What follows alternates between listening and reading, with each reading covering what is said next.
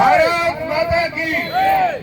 मैं बोलूंगा ये आपका बैनर लगा है, हम शिक्षक हैं हमें पढ़ाने दो, सड़कों पर मत हमें आने दो। हम शिक्षक हैं हमें पढ़ाने दो। आप उठाकर बोलिए, हम शिक्षक हैं हमें पढ़ाने दो। हम शिक्षक हैं हमें पढ़ाने दो।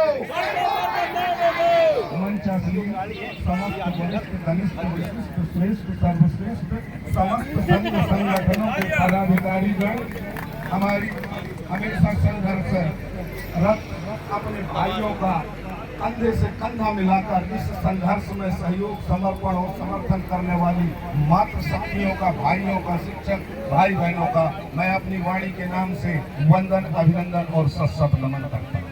साथियों, 20 वर्ष हो गए और फिर वही सड़कें, वही ज्ञापन, वही दोपहरिया की धूप और वही संघर्ष, कारण वही और करता भी वही और भोगता भी वही, मगर सुनता नहीं कोई नहीं सुन रहा है आज हमारी बातों को।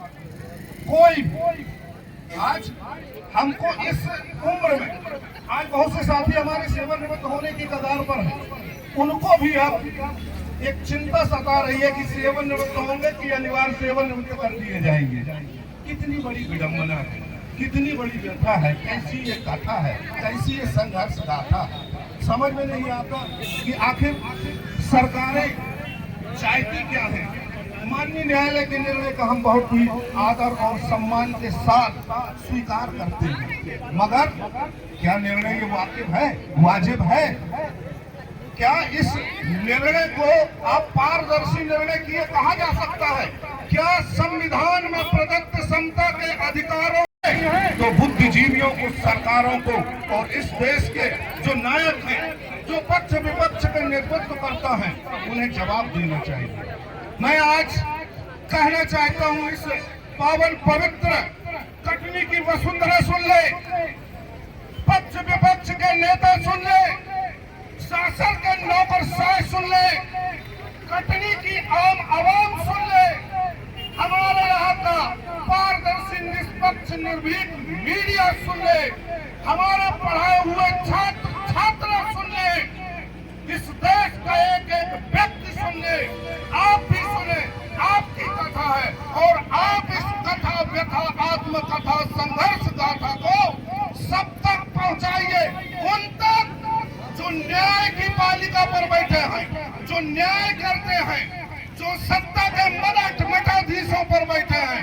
आज उनके माध्यम से उनसे हम कहना चाहते हैं, एक शिक्षक होने के नाते मैं इस देश के तमाम लोगों से, इस देश के सत्ता में बैठे सत्ताधीशों से, न्यायपालिका में बैठे माननीय न्यायाधीशों से, इस देश के प्रत्येक आम आवाम से, जिसको अगर मन से कभी ये लगता हो कि आज वो जिस शिखर प्रखर पर विराजमान है उसमें शिक्षा और शिक्षा का योगदान है, तो मैं आज उनसे मांगता हूँ एक शिक्षक होने के नाते कि हमें हमारी गुरु दक्षिणा दो। अगर हमने तुम्हें कभी पढ़ाया है, अगर किसी शिक्षक ने तुम्हें पढ़ाया है, तो इस महान मुकाम पर पहुंचे हो, तो निश्चित किसी शिक्षक ने, किसी विद्यालय ने आपको पढ़ाया होगा, तो आज वो शिक्षक आपसे गुरुदक्षिणा मांगता है। गुरुदक्षिणा में हमें ताज नहीं चाहिए, हमें गुरुदक्षिणा में न्याय चाहिए, साहस है, इन बुद्धिजीवियों में साहस है, सत्ताधीशों में साहस है। आम आवाम आज हमारा साथ दे और इन सड़कों पर बैठे हुए शिक्षकों के साथ न्याय करे और हिम्मत दिखाएं, जो सरकार में है, पक्ष में है, विपक्ष में है, वो आज न्याय प्रदान करें और इस न्याय में उन्हें गुरुदक्षिणा प्रदान करें। साथियों, हमारा किसी का, जब हम लोगों का जन्म हुआ, हमने पढ़ाई करी, पढ़ाई करके पढ़ाई कहाँ करी? तुम्हारे स्कूलों में, तुम्हारे सिलेबस से पढ़ाई करी।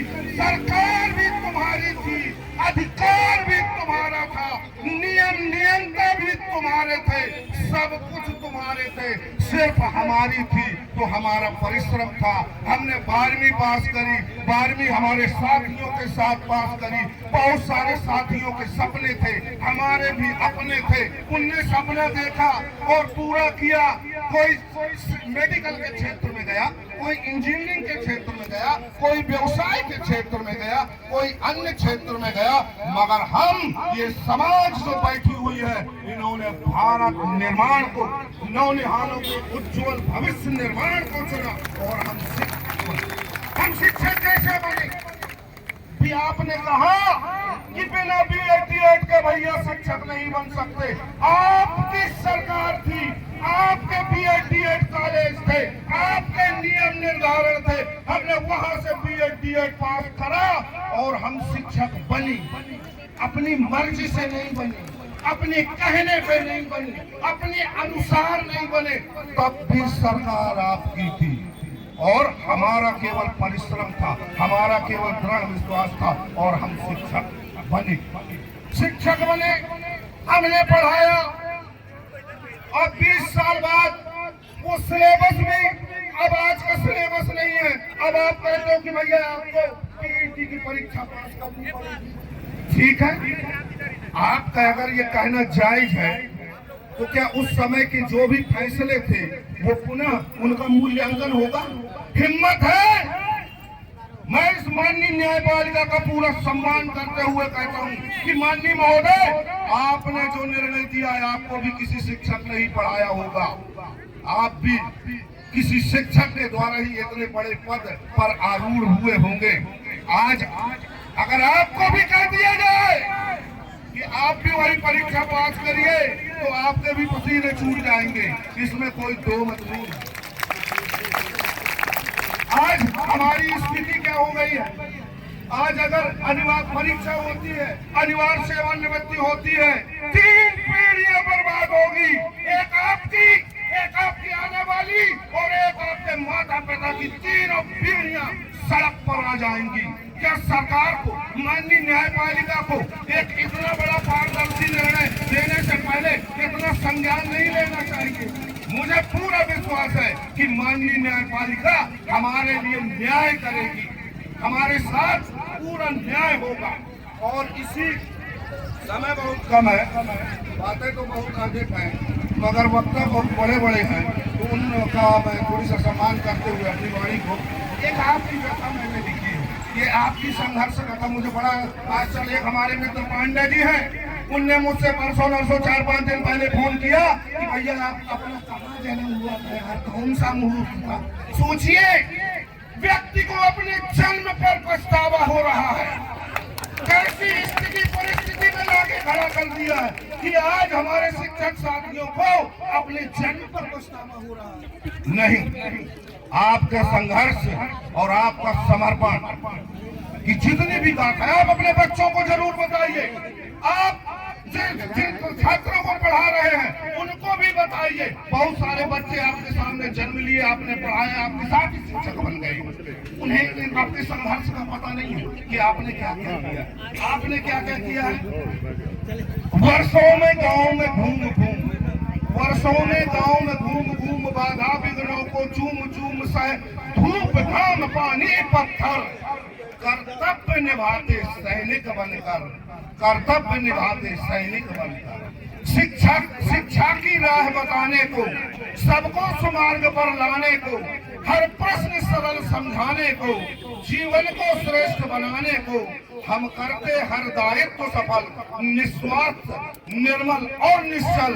हम शिक्षक हैं, हमें पढ़ाने दो, हमको सड़कों पर मत आने दो, हमें करने दो तुम राष्ट्र नाम, जिसमें हो ऊंचा देश नाम। क्यों हमको तुम भटकाते हो, क्यों भय का जाल बिछाते हो, क्यों वर्षों की सेवा के बदले अन्याय नया दोहराते हो। हम ज्ञान ज्योति के वाहक हैं, हम भावी रचना के साधक हैं। सम्मान हमारा रहने दो, हमको कक्षा में ही रहने दो। हम शिक्षक हैं, हमें पढ़ाने दो, हमको सड़कों पर मत आने दो। हम सड़कों बड़ी हमारे पूरे वरिष्ठ लोग विराजमान हैं यहाँ पर। संघर्ष इनने भी किया है, सब लोगों ने किया। आज की एकता और एकजुटता मुझे पूरा यकीन है अपने नेतृत्वकर्ताओं पर, समस्त कि निश्चित कोई ऐसा मार्ग निकालेंगे, कोई ऐसा रास्ता निकालेंगे कि इतने बड़े संवर्ग पर जब भीषण वज्रपात हुआ है इसका कोई निराकरण हो। आज हमारी मातृशक्तियां बच्चों की शादियां होने के कगार पर वो भी चिंतित है। मातृशक्तियों के बारे में मैं कहना चाहता हूँ, अक्सर कहता हूँ, भवन भवानी रणचंडी हो, भवन भवानी रणचंडी हो, तुम ही दुर्गा काली हो। भवन भवानी रणचंडी हो, तुम ही दुर्गा काली हो। शक्ति स्वरूपा की तुम रायनी, तुम ही शक्तिशाली हो। खड़ग निकालो वार करो तुम, खड़ग निकालो वार करो तुम। हे नारी प्रतिकार करो तुम, हे नारी प्रतिकार करो। आप समस्त साथियों का वंदन है, अभिनंदन है। हमारे नेतृत्वकर्ताओं का वंदन, अभिनंदन है। हमारी एकता एकजुटता ऐसी बनी रहेगी तो कोई मजाल नहीं। मध्य प्रदेश में पहला कटनी जिला है जो आदेश आए नहीं वो सीधे प्रस्थान हुआ है। ये स्थिति हमारी है, जो हमारे हैं वो ही हमारा वारा न्यारा करने की पूरी तैयारी करते हैं। जिस दिन आप अपनी एकजुटता के साथ एक बार केवल खड़े भर हो गए ना, पसीने छूट जाएंगे, किसी के साथ अन्याय नहीं होगा। हम सबको 11 तारीख को भी कार्यक्रम को सफल करना है और 18 तारीख को हर हाल में सबको भोपाल चलना है। मैं अपनी वाणी को यही विराम देते हुए अपनी वाणी को विराम देता हूं और पुनः आप सबका वंदन अभिनंदन करता हूं। जय संघर्ष, जय संघर्ष। शिक्षक एकता जिंदाबाद, शिक्षक एकता जिंदाबाद।